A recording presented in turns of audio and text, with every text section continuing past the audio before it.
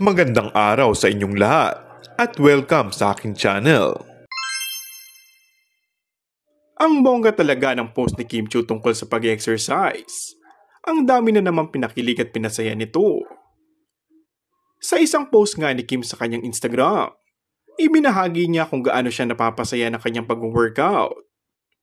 Wala kang masasabi kasi kitang-kita mo talaga na seryoso siya sa kanyang fitness journey. Kumbaga buong-buo ang dedikasyon.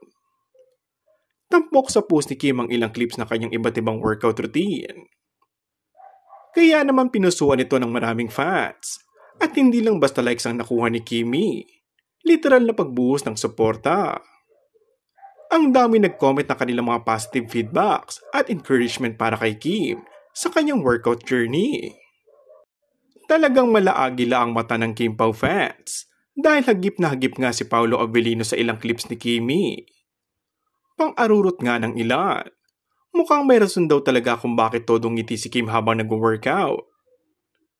Kahit ano pa man ang dahilan ng mga ngiti ni Kim, whether dahil sa workout alone o dahil kay Paolo, hindi natin maitatanggi ang ating niyang inspirasyon, lalo na sa mga umahanga sa kanya.